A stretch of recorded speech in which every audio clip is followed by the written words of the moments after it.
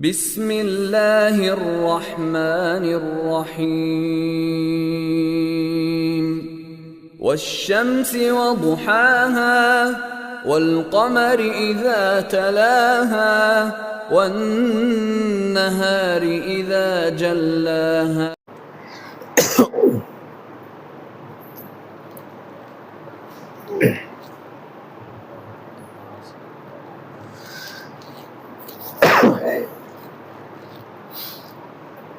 إن الحمد لله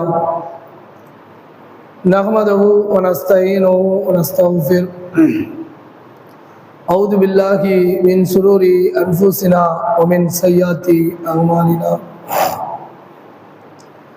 من يهده الله فلا مضل له ومن يضلله فلا هادي له أشهد أن لا إله إلا الله وحده لا شريك له وأشهد أن محمدا عبده ورسوله أما بعد فقد قال الله تعالى في القرآن الكريم وفرقان المجيد أعوذ بالله من الشيطان الرجيم بسم الله الرحمن الرحيم يا أيها الذين آمنوا اتقوا الله حق تقاته ولا تموتن إلا وأنتم مسلمون يا أيها الناس اتقوا ربكم الذي خلقكم من نفس واحدة وخلق منها زوجها وبث منهما رجالا كثيرا ونساء واتقوا الله الذي تساءلون به والأرحام إن الله كان عليكم رقيبا يا أيها الذين آمنوا اتقوا الله وقولوا قولا سديدا يصلح لكم أعمالكم يغفر لكم ذنوبكم ومن يطع الله ورسوله فقد فاز فوزا عظيما எல்லாம் அல்ல அல்லாஹ்வுடைய நல்லடியார்களே, அவனுடைய மாபெரும் கருணையினால் நாம் எல்லாம் ஜுமா என்னும் சிறப்புக்குரிய வணக்கத்தை வழங்கி, மேலும் அவனது தூய்மையான மார்க்கத்தை அதன் தூய்மையான வடிவிலே அறிந்து அதன்படி நடப்பதற்காகவும் நாம் எல்லாம் இங்கு குழுமிருக்கின்றோம். வல்ல ரஹ்மான் நமக்கு அருளுரிய வேண்டும் என்று பிரார்த்தனை செய்தவனாக எனது உரையை நான் ஆரம்பம் செய்கின்றேன். அல்லாஹ்வுடைய தூதர் எல்லா உரைகளிலும் எல்லா போதனைகளிலும் நம்மளை எச்சரிக்கை செய்த விஷயம், இன் அஸ்தகல் ஹதீஸி கிதாபுல்லாஹ் வ அஹ்ஸனல் ஹதீஸி வ ஹதீயு முஹம்மத் வ ஷர்ருல் உமூர் முஹ்தஸத்துஹா வ குல்லு முஹ்தஸத்தின் பித்ஆ வ குல்லு பித்அத்தின் தலாலா வ குல்லு தலாலத்தின் ஃபின்னார். அல்லாஹ்வுடைய தூதர் நபிகள் நாயகம் ஸல்லல்லாஹு அலைஹி வஸல்லம் அவர்கள் நமக்கு இந்த உலகத்தில் எப்படி வாழ வேண்டும், வாழ்வியல் முறையாக இருந்தாலும் வணக்க வழிபாடுகளாக இருந்தாலும் அவர்கள் சுருக்கமாக நமக்கு எடுத்து வைத்த இந்த செய்திதான் வார்த்தைகளில் சிறந்தது அல்லாஹ்வின் வார்த்தை என்றும், வழிகாட்டுதலில் சிறந்து நபிகள் நாயகம் ஸல்லல்லாஹு அலைஹி வஸல்லம் அவருடைய சொல் செயல் அங்கீகாரம் இவை இரண்டும் மட்டும்தான் நம்முடைய உலகத்துடைய இந்த வாழ்க்கையுடைய வாழ்வியல் முறை மற்றும் இபாதத்து என்பதை அல்லாஹ்வுடைய தூதர் குறிப்பிட்டு சொல்றாங்க. இது இல்லாம எனக்கு பிடிச்சிருக்கு, எனக்கு தேவை இருக்கு என்பதற்காக இபாதத்திலேயோ அல்லது வாழ்வியல் முறையிலேயோ நாம ஒன்றை புதிதாக உண்டாக்கினால், மன இச்சையின் காரணமாக உண்டாக்கினால் அதெல்லாம் வழிகேடுகள் அத்தனையும் நரகத்தில் கொண்டு சேர்க்கும் என்று அல்லாஹ்வுடைய தூதர் எச்சரிக்கை செஞ்சிருக்காங்க. ஒன்னே குர்ஆன் இறை வேதம், இன்னொன்று அதனுடைய விளக்கமாகவும் செயல்முறையாகவும் அதோடைய நுணுக்கமாகவும் ஞானமாகவும் இருக்கக்கூடிய அல்லாஹ்வுடைய தூதர் காட்டி தந்த அந்த வழிமுறை தான் நம்முடைய வாழ்வியல் முறையாக வச்சுக்கணும் என்பதை நம்ம விளங்கிக்கணும். அதே போன்று இந்த உலகத்துல நம்ம எதை செய்வதாக இருந்தாலும், என்ன காரண காரியத்தை ஆரம்பிப்பதாக இருந்தாலும் இறைவனை போற்றி புகழ்ந்து விட்டு பிஸ்மில்லா என்று நம் இறைவனுடைய பெயரை குறித்தான் நாம் எந்த ஒரு காரண காரியத்தையும் தொடங்க வேண்டும் என்று இஸ்லாம் நமக்கு வழிகாட்டுகிறது. அதே போன்று எந்த தேவையாக இருந்தாலும் முதல்ல என்ன செய்யணும்?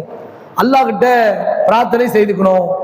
அதுக்கு பிறகுதான் அதனுடைய முயற்சியில இறங்கணும் என்பதை நபிகள் நாயகம் ஸல்லல்லாஹு அலைஹி வஸல்லம் அவர்கள் நமக்கு சொல்றாங்க. உங்களுடைய செருப்பு அருந்து விட்டாலும் நீங்க உடனடியாக என்ன செய்யுங்க? உங்களுடைய இறைவனிடத்துல நீங்க பிரார்த்தனை செய்யுங்க.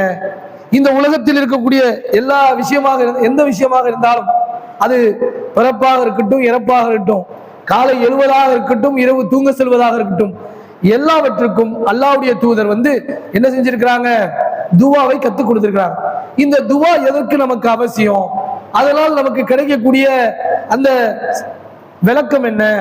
அதனால் ஏற்படக்கூடிய நன்மை என்ன என்பதை நாம் சற்று கவனத்தில் எடுத்தோம் என்று சொன்னால், எல்லா நேரத்திலும் இஸ்லாம் நமக்கு என்ன சொல்லுது? இறைவனை சார்ந்திருப்பதற்காக இந்த பிரார்த்தனையை கற்றுக் கொடுக்கிறது. துஆக்களின் அவசியம் என்பது தேவை என்பது அதனுடைய விளக்கம் என்பது என்ன காரணத்தை நமக்கு சொல்லுது? நீங்கள் எல்லா நேரத்திலும் இறைவனை சார்ந்திருங்க. அப்படி சார்ந்து இருந்தீங்கன்னு சொன்னா நீங்க என்ன செய்ய மாட்டீங்க? நீங்க வழிகாட்டில் செல்ல மாட்டீங்க. உங்களுக்கு உதவியாளனாக அல்லாஹ் இருக்கிறான்.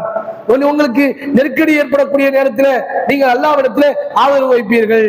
உங்களுக்கு ஒரு சந்தோஷம் ஏற்பட்டு விட்டால் அதற்கு அல்லாஹ்வுக்கு நன்றி செலுத்துவீர்கள். இப்படி எல்லா நேரத்திலும் நீங்கள் இறைவனோடு தொடர்பு இருப்பதற்கு இந்த துஆ உங்களுக்கு என்ன செய்யும்? உறுதுணையா இருக்கும். இன்னும் சொல்கிறார்கள் நபிகள் நாயகம் ஸல்லல்லாஹு அலைஹி வஸல்லம் அவர்கள், எப்படி செருப்பு அருந்தால் நமக்கு அல்லாஹ்விடத்தில் பிரார்த்தனை செய்ய சொல்லியிருக்கிறாங்களோ, செருப்புடைய வாறு எவ்வளவு அற்பத்தில் அற்பமானது, அதற்கு போய் அல்லாஹ்விடத்தில் பிரார்த்தனை பண்ண சொல்றாங்க. அதே போன்று இந்த பிரார்த்தனை என்பது தலையாய வணக்கம். இபாதா, இந்த பிரார்த்தனை என்பது ஒரு தலையாய வணக்கம் என்று இஸ்லாம் நமக்கு வழிகாட்டுகிறது. அதே போன்று ஒரு மனிதன் செய்த தவறுகளுக்காக உடனடியாக அல்லாஹ்விடத்திலே பாவ மன்னிப்பு தேடுகிறான். அல்லாஹ் உடனே அதை கொண்டு மகிழ்ச்சி அடைகிறான். என்னுடைய அடையான் என்னை நம்பி என்னிடத்தில் பிரார்த்தனை செய்கிறான். என்ன பிரார்த்தனை செய்கிறான்? அவன் செய்த பாவங்களுக்காக என்னிடத்தில் மன்னிப்பு கேட்கிறான். இந்த மன்னிப்பு கேட்கிறதுல அதே போன்று அல்லாஹ்விடத்திலே நம்முடைய தேவைகளுக்காக பிரார்த்தனை செய்யும் பொழுது அல்லாஹ் என்ன சொல்கிறான்? என்னுடைய அடியான் என்னிடத்தில் ஆதரவு வைக்கின்றான், அவனுடைய தேவைகளை என்னிடத்தில் கேட்கின்றான். அதே போன்று அவன் செய்த தவறுகளை அவன் தெரிந்தோ தெரியாமலோ மறைவாகவோ அல்லது வெளிப்படையாகவோ இருக்கக்கூடிய அந்த தவறுகளுக்கு அவன் என்னிடத்தில் மன்னிப்பு கேட்கிறான். அவன் என்னை எஜமானன் என்று, அதிபதி என்று என்னை ஏற்றுக்கொண்டு அவன் அடிமை என்ற அந்த நிலையை ஒத்துக்கொள்கின்றான் என்பதையெல்லாம் நபிகள் நாயகம் ஸல்லல்லாஹு அலைஹி வஸல்லம் அவர்கள் சொல்றத நம்ம பார்க்கிறோம். வெவ்வேறு நிலையில அல்லாஹ்வுடைய தூதர் என்ன செஞ்சாங்க? இப்படி இந்த பாவ மன்னிப்பு சம்பந்தமாக, தேவைகளுக்கு சம்பந்தமாக அல்லாஹ்வுடைய தூதர் சொன்னதை நம்ம பார்க்கிறோம்.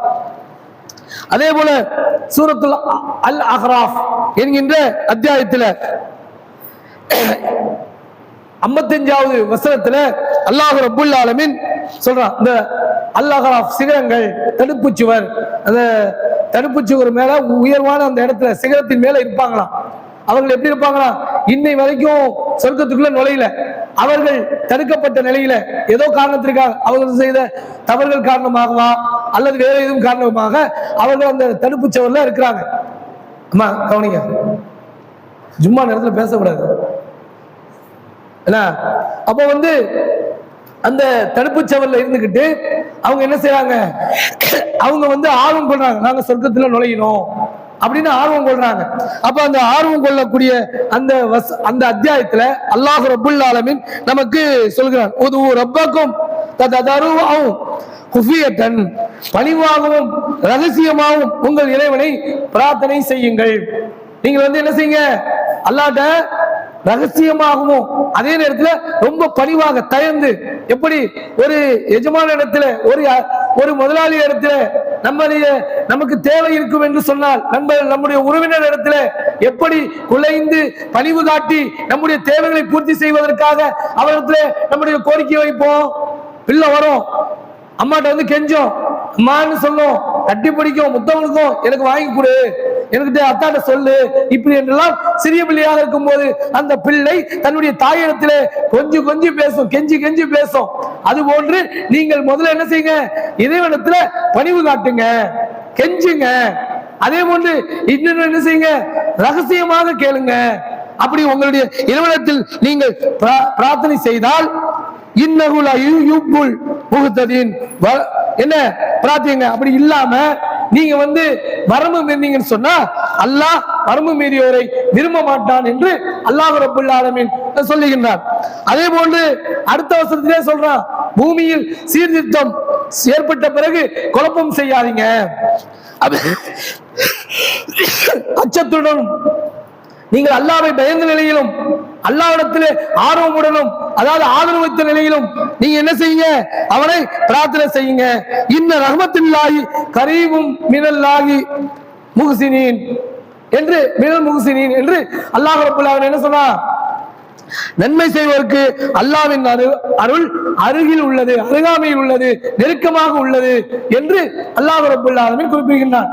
நீங்கள் அல்லாஹ்விடத்தில் பிரார்த்தனை செய்து விட்டால் அல்லாஹ் வெறுங்கையாக அனுப்புவதற்கு அல்லாஹ் வெட்கப்படுகிறான். நீங்க அல்லாஹ்ட்ட கேட்கிறீங்க, மனமுருகி கேட்கிறீங்க, கெஞ்சி கேட்கிறீங்க, அழுது கேட்கிறீங்க. அப்படி கேட்டு விட்டால் உங்களுடைய கண்களிலிருந்து ஒரு சொட்டு தண்ணீர் விழுந்து விட்டால் அல்லாஹ் என்ன பண்ணுவானா, அல்லாஹ் அடியானை நெருக்கத்துல பாசமாக பார்க்க ஆரம்பிச்சிருவானா. என்னுடைய அடியான் என்னிடத்துல என்ன செய்யறான், நெருங்குகிறான், அஞ்சுகிறான், கண்ணீர் விட்டு அழுது என்னிடத்தில் கெஞ்சி கேட்கின்றான் என்ற உடனேயே அல்லாஹ் கொடுப்பதற்கு தயாராகி விடுவானாம். என்னவோ காரண காரியத்திற்காக, சில காரண காரியங்களுக்காக அது சில நேரங்களில் தாமதப்படுத்தப்படலாம். அல்லாஹ்வுடைய தூதர் சொல்றாங்க, நீங்கள் சலிவடைந்து விடுவீர்கள், நீங்கள் கேட்பதில்ல, நீங்க பொறுமையா இருந்துருவீங்க, ஆனால் அல்லாஹ் சலிவடைய மாட்டான். கேட்கணும், அடியா இன்னும் கேட்கட்டும், இன்னும் இடத்தில் நெருக்கமாகட்டும், என்னிடத்தில் பிரார்த்தனை செய்யட்டும், அவன் என்னை நேசித்த நிலையில, என்னை அஞ்சிய நிலையில என்னுடைய நெருக்கத்தை பெற வேண்டும் என்ற அந்த அடிப்படையில அவன் இன்னும் இன்னும் இன்னும் கேட்கட்டும் என்றெல்லாம் அல்லாஹ் ரப்பல் ஆலமீன் என்ன செய்வானா, அவனை சோதிப்பானா. பொறுமையா இருக்கானா, நம்மள்ட்ட கேட்டுக்கிட்டே இருக்கானா, முகத்தை திருப்பிக்க மாட்டான்ல, வேற வழியில வேற ஆள் இல்ல, அல்லாஹ்வை தவிர நமக்கு தருவதற்கு வேற ஒரு நபர் இல்ல, சர்வ வல்லமை படைத்தவன் ஏதோ காரணத்திற்காக நமக்கு தாமதப்படுத்துகிறான், கண்டிப்பாக எனது இரட்சகன் என்னுடைய ரப்பு எனக்கு தருவான். அப்படி அவன் தருவான் என்ற ஆர்வத்துடனும் அவனை அஞ்சிய கண்டிப்பா அவனை விட்டா வேற வழி இல்ல, அவனை தவிர எனக்கு போக்கிடம் இல்லை என்ற நிலையில அவனத்தில் நாம் பிரார்த்தனை செய்து விட்டால் அவன் கண்டிப்பாக என்ன செய்வானா, கொடுப்பான். கொடுக்கும் போது எப்படி இருக்கும், இவ்வளவு காலம் நம்ம பொறுமையா இருந்தோமே, அல்லாஹ் கொடுத்திருக்கானே, எப்படி கொடுத்திருக்கான் பார்த்தீங்களா, நான் செய்த பிரார்த்தனைக்கு அல்லாஹ் பதிலளித்தானே, எப்படி பதிலளித்திருக்கிறான் பார்த்தீர்களா என்று நம்முடைய உள்ள சொல்லும் என்பதை உணர்ந்தவர்கள் சொல்வார்கள். அதே போல அல்லாஹ் ரப்பல் ஆலமீன் சூரத்துல் பக்ராவுல 201வது வசனத்துல சொல்கிறார், வமின்ஹும் வயகூலு ரப்பனா ஆத்தினா ஃபித் துன்யா ஹஸனத்தன், எங்கள் இறைவா எங்களுக்கு இவ்வுலகிலும் நன்மையை தருவாயாக, வஃபில் ஆகிரத்தி ஹஸனத்தன் வகீனா அஸாபன்னார், மறுமையிலும் எங்களுக்கு என்ன செய்ய, மறுமையில் வேதனையிலிருந்து எங்களை காத்து அந்த நரக நெருப்பிலிருந்து எங்களை பாதுகாத்து விட்டு, இம்மையிலேயே வேணும், இம்மையில எனக்கு வீடு வேணும், நல்ல குடும்பம் வேணும், நல்ல பொருளாதாரம் வேணும், நல்ல வசதி வாய்ப்புகள் வேணும், அல்லாஹ் அதுல நான் என்ன இருக்கணும், அதை நல்ல முறையில் நான் பயன்படுத்திக்கணும், இந்த உலகத்தில் வாழும் போது நான் நல்ல முறையில் வாழச் செய்வாயாக, நான் இந்த மன்னிக்கும் போது என்னை நல்ல முறையில் மன்னிக்க செய்வாயாக, அதே போல நான் பூமி நுழையும் பொழுது என்ன நல்ல முறையில் அந்த அடக்கம் செய்யப்படுறோமே அந்த நேரத்தில் என்ன நல்ல முறையில் பூமியில் நுழைய செய்வாயாக, அதே போன்று மறுமையில் எழுப்பும் பொழுது என்னை நல்லபடியாக எழுப்புவாயாக. எப்படி எழுப்பப்படணுமா, நல்ல முறையில் எழுப்பப்படணும் என்று நம்மளை பிரார்த்தனை செய்ய சொல்லி சொல்றான். இந்த உலகத்தையும் கேளுங்க, மறுமையும் கேளுங்க. அல்லாஹ்வுடைய தூதர் சொல்றாங்க, நல்ல மன்னிக்க செய், நல்ல முறையில் பூமியில் நுழைவிக்க செய், மறுமை நாளில் நல்ல முறையில் எங்களை எழுப்பச் செய் என்று அவர்கள் பிரார்த்தனை செய்வார்கள் என்கின்ற அந்த செய்தியை நபிகள் நாயகம் ஸல்லல்லாஹு அலைஹி வஸல்லம் அவர்கள் சொல்றதை நம்ம பார்க்கிறோம். அதே போன்று இப்ப ஒரு மனிதன் அழுது கேட்கிறார், அவருக்கு என்ன நன்மை இருக்கு, அழுகிறதுனால அல்லாஹ் விரும்புறான். அதே போன்று அவர் தனிமையில் அழுது புலம்புகிறதுனால அதன் காரணத்தினால நாளைக்கு எந்த நிலனும் இல்லாத அந்த மறுமை நாளிலே அரசுடைய நிலையில் இருப்பதற்கு அவர் அழுது அல்லாஹ்விடத்துல பிரார்த்தனை செய்கிறாரே, தன்னுடைய தேவையை அல்லாஹ்விடத்துல பிரார்த்தனை செய்கிறார். முடியல, அவரால் தாங்க முடியல. நோயோ அல்லது வறுமையோ அல்லது குடும்ப ரீதியான பிரச்சனையோ அவர் தனிமையில உட்கார்ந்து அல்லாஹ்ட்ட அழுகிறார். அல்லாஹ், எனக்கு உன்னை விட்டா யாரு இருக்கா? எனக்கு நீ கொடு, நீ துவாவை ஏற்றுக்கொள்பவன், நீ துவாவை ஏற்றுக்கொண்டு உடனடியாக பதிலளிக்கக்கூடியவன் என்றெல்லாம் நாம் பிரார்த்தனை செய்து விட்டால் அல்லாஹ் என்ன செய்வானா? அதுக்காக இந்த உலகத்திலும் நமக்கு அதனுடைய அந்த நெருக்கடியை போக்குவான். மறுமையில அந்த அழுது அல்லாஹ்விடத்தில் தனிமையில் பிரார்த்தனை செய்த காரணத்தினால் அந்த அரசுடைய நிலையிலும் நம்மளை வைப்பான் என்று நபிகள் நாயகம் ஸல்லல்லாஹு அலைஹி வஸல்லம் அவர்கள் சொல்றாங்க. 7 பேர்ல 8 வகையான கூட்டத்தினர்ல ஒரு கூட்டத்தினர் யாரு? தனிமையில் அல்லாஹ்விடத்தில் அழுது புலம்பி பிரார்த்தனை செய்தவர் என்கின்ற அந்த செய்தியை நம்ம பார்க்கிறோம்.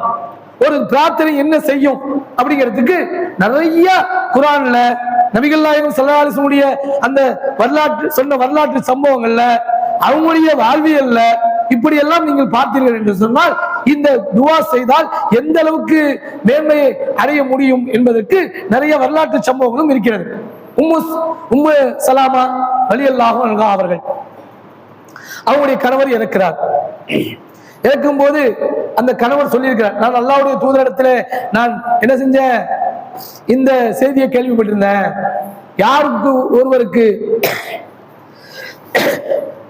ஒரு பொருள் இழக்கிறார், அது பொருளா இருக்கட்டும் உயிரா இருக்கட்டும், அதை இழக்கக்கூடிய நேரத்தில் அவர் அல்லாஹ்விடத்துல பிரார்த்தனை செய்கிறார்.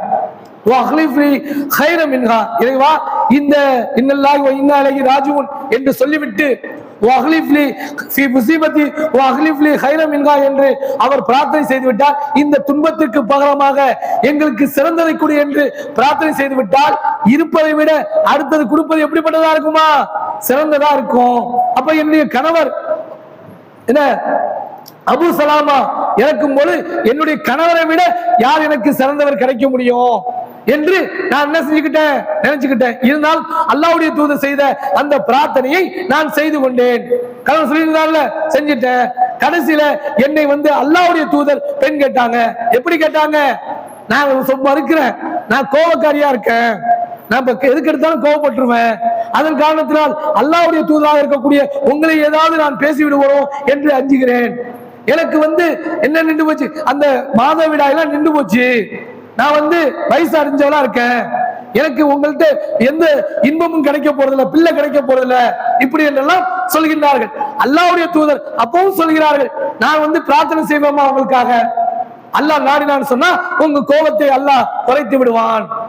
அதே போன்று அல்லாஹ் நாடினான் என்றால் உங்களுக்கு எனக்கும் பிள்ளையை கொடுப்பான் என்று சொல்லி அந்த பிரார்த்தனையை முன்வைத்துட்டான் அல்லாஹ்வுடைய தூதர். அவங்க சொன்னதற்கெல்லாம் மறுத்து சொன்னாங்க. அவங்களுடைய கணவருடைய அந்த அல்லாஹ்வுடைய தூதர்கிட்ட நான் கேட்ட பிரார்த்தனை மூலமாக அதை சொன்னேனே, அதை அவர்கள் செய்தார்களே, அந்த அம்மா செஞ்சாங்களே, கணவனுடைய பேச்சை கேட்டு அல்லாஹ்வுடைய தூதர் செய்த பிரார்த்தனை அப்படின்னு சொல்லிட்டு அவங்க செஞ்சாங்களே, அந்த பிரார்த்தனை காரணமாக கடைசியில் அல்லாஹ்வுடைய தூதரை அவர்கள் திருமணம் முடித்துக் கொண்டார்கள்.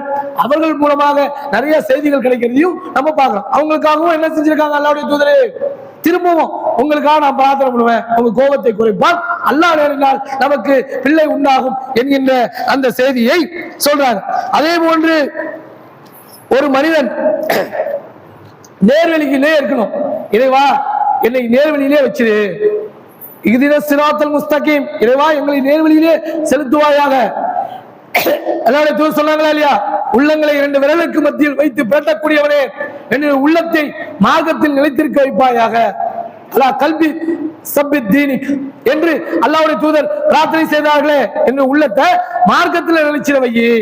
இந்த உலக ஆதாயத்திற்காக, இந்த உலக ஆசைக்காக, இந்த மாயையான உலகத்திற்காக என்னுடைய உள்ளத்தை நீ பிரட்டிடாத, மார்க்கத்திலே நிலைச்சிருக்க வை.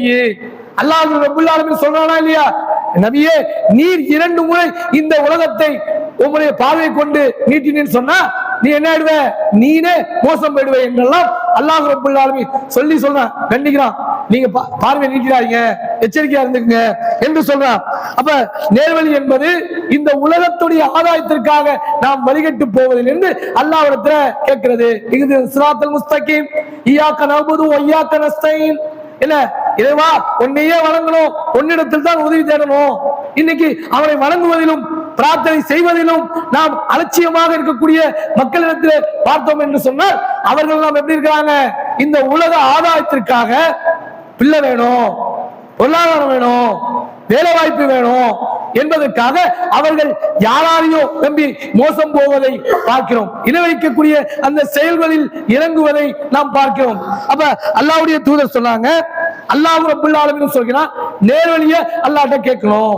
நேர்வழி கிடைச்சிருச்சு, இறைவா ஒட்டுமொத்த மக்களும் உங்களுக்கு எதிராக திரண்டு விட்டார்கள், நீங்க மட்டும் அவங்களோட இல்லாம முஸ்லிம்னு சொன்னாலே உங்களை அடிப்பாங்க, உதைப்பாங்க, உங்களுடைய உயிருக்கும் பொருளாதாரத்திற்கும் உத்தரவாதம் இல்லை என்றெல்லாம் சொல்லப்படும் பொழுது யார் அல்லாஹ்வையும் அல்லாஹ்வுடைய தூதரையும் நேசித்தார்களோ அவர்கள் சொன்னார்கள், அல்லாஹ்வுடைய தூதர் இதுதான் வாக்களிச்சாங்க, ஒட்டுமொத்தமாக உங்களுக்கு எதிராக திரண்டு விட்டார்கள் என்று சொல்லும் பொழுது அந்த இணை வைப்பாளர்கள் வெறுத்த போதும் அவர்கள் அவங்க நம்ம என்ன பண்றோம்?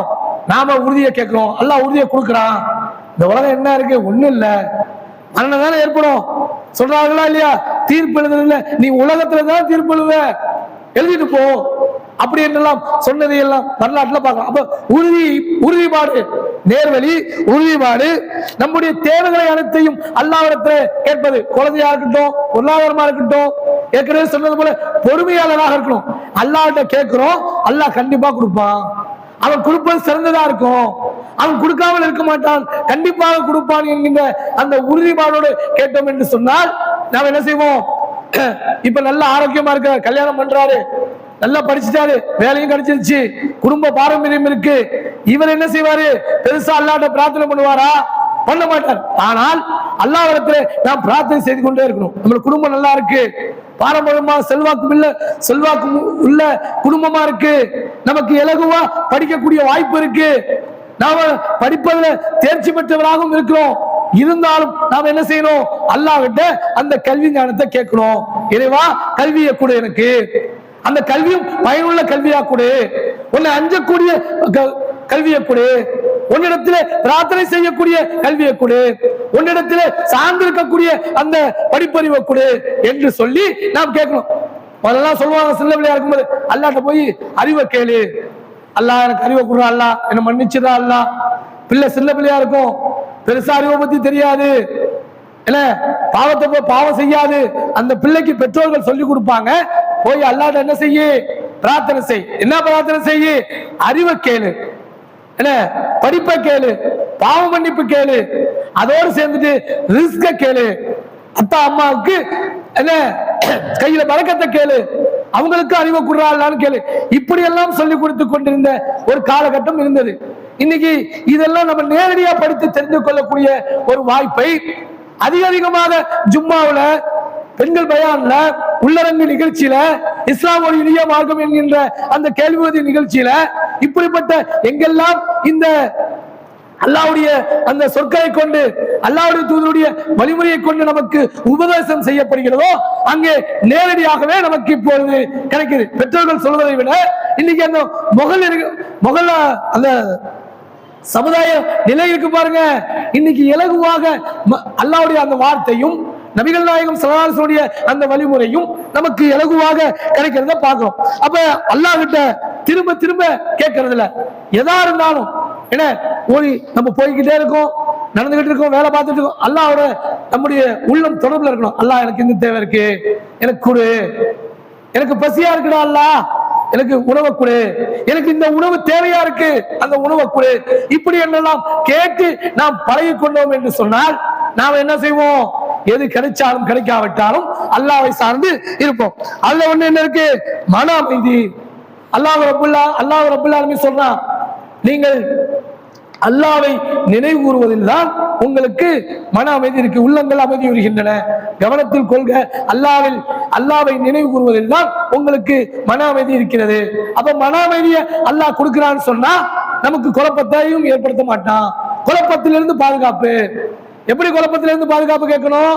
அல்லாஹ் கிட்ட ஏதாவது ஒரு நெருக்கடியான ஒரு சிந்தனை வந்துருச்சு, வியாபாரமோ குடும்பமோ அல்லது சமுதாயமோ ஏதோ ஒரு சிந்தனை வந்துருச்சு, அல்லாஹ்விடத்துல முதல்ல கேட்க வேண்டியது என்ன?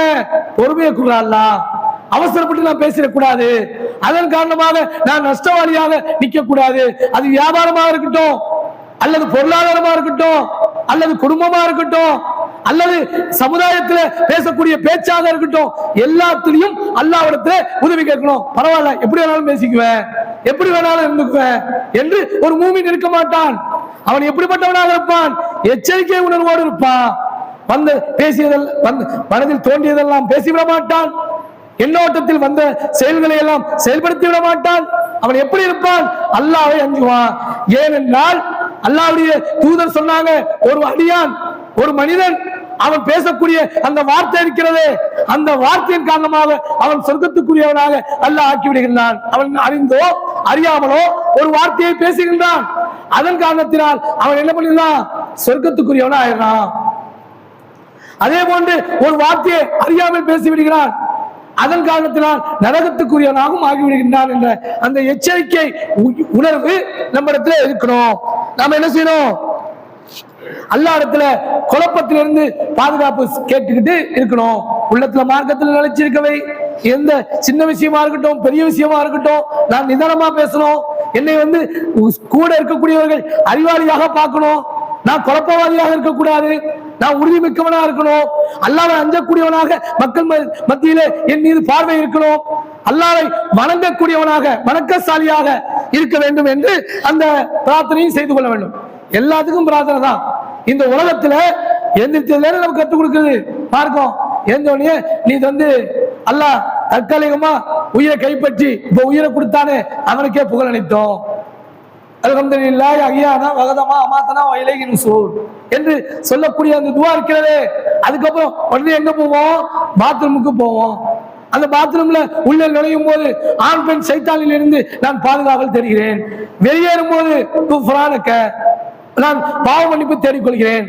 அதுக்கப்புறம் வீட்டை விட்டு வெளியேறும் போது உள்ள துஆ, அதுக்கப்புறம் வாகனத்தில் அமரக்கூடிய நிலையில உள்ள துஆ, அதுக்கப்புறம் காரண காரியங்களுக்காக செல்லும் போது அது தேவைகளை நோக்கி அல்லாஹ்விடத்தில் பிரார்த்தனை, வீடு திரும்பும் போது உள்ள பிரார்த்தனை, அதுக்கப்புறம் வீட்டில் நுழையும் போது உள்ள பிரார்த்தனை. இப்படி எதற்கெடுத்துக் கொண்டாலும் இந்த பிரார்த்தனை அல்லாஹ்வை சார்ந்து இருப்பதற்கு மார்க்கம் ஏன் வலியுறுத்துகிறது? இந்த உலகம் அற்பம், நம்மளை படைச்ச ஒருவன் இருக்கிறான். நம்முடைய அந்த ஆற்றலோ, நம்முடைய வல்லமையோ, நம்முடைய செல்வாக்கோ, நம்முடைய அறிவு வளமோ எதுவுமே நமக்கு உதவி செய்யாது. அல்லாஹ்வுடைய அந்த கட்டளை தான், அல்லாஹ்வுடைய அந்த வல்லமை தான் நம்மளை என்ன செய்யும்? மேன்மைப்படுத்தும் என்கின்ற அந்த நிலையை தெரிந்திருந்தால் நாம் என்ன செய்வோம்? அல்லாஹ்விடத்தில் அதிகமாக பிரார்த்தனை செய்வோம். அப்படி பிரார்த்தனை செய்யக்கூடிய மக்கள்ல அந்த பிரார்த்தனை செய்வதுடைய அவசியத்தை தெரிந்து கொள்ளக்கூடிய மக்களாக அல்லாஹ் ரப்பல் ஆலமீன் நம் அனைவர்களையும் ஆக்க வேண்டும் என்று கூறி எனது முதல் உரையை நான் நிறைவு செய்கின்றேன்.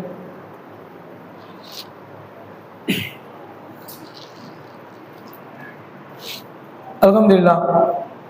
அதே போன்று ஏற்கனவே சொன்ன மாதிரி பகைவர்கள்லாம் பெரிய அளவுல சூழ்ந்துட்டாங்க. சூழ்ந்துட்டோன்னே இப்ப என்ன நினைப்போம்? அவ்வளவுதான், முடிஞ்சு போச்சு, பேசாம சரணாகதி அடைஞ்சிருவோம் அப்படின்னு தான் ஒரு அறிவுள்ளவர்கள் யோசிப்பதாக இந்த உலகத்துல பார்க்கணும். ஆனால் அல்லாஹ்வுடைய அந்த உதவி கிடைக்கக்கூடியவங்க இருக்கிறாங்கல்ல, அவங்க எப்படி இருப்பாங்கன்னா, நாம உண்மையின் பக்கம் இருந்தோம் என்று சொன்னால் அந்த உண்மையில் வெற்றி அடைவதும் வீழ்ச்சி அடைவதும் அல்லாஹ்வுடைய அந்த நாட்டத்தின் பிரகாரம், அல்லாஹ்வுடைய பொருத்தத்தின் பிரகாரம் நடக்கும். நாம அல்லாஹ்வுடைய உதவியை கொண்டு நாம என்ன செய்வோம்? துணிந்து நிற்போம். எதிரிகள் எப்படி இருந்தாலும் பிரச்சனை இல்லை, அவன் 100 இருக்கட்டும், 1000 இருக்கட்டும், லட்சமா இருக்கட்டும், அதெல்லாம் தேவையில்லை அப்படின்னு சொல்லிட்டு அவர் என்ன செய்வாங்க? அல்லாஹ்வை சார்ந்து இருப்பாங்க. அப்படி சார்ந்து இருக்கும்போது அல்லாஹ் என்ன செய்வான்? அவன் நாடினால் இங்கேயே வெற்றியை கொடுத்துருவான். ஒருவேளை அவன் நாடுல நமக்கு வாழ்வையே முடிக்கிறான் அப்படின்னா, கிடைச்சா அல்லாஹ்வுடைய உதவி கொண்டு வெற்றி, மரணிச்சா அல்லாஹ்வுடைய திருப்பொருத்தத்தோட சகிதங்கிற அந்தஸ்து. இந்த 2 நிலைதான் யார் இந்த கொள்கையை உறுதியாக பின்பற்றுகிறார்களோ அவர்கள் அல்லாஹ்வுக்கு மட்டுமே அஞ்சுவார்கள். அஞ்சுவதும் அடிபணிவதும் அல்லாஹ் ஒருவனுக்கு தான் என்று சொல்றத நம்ம பார்க்கிறோம்.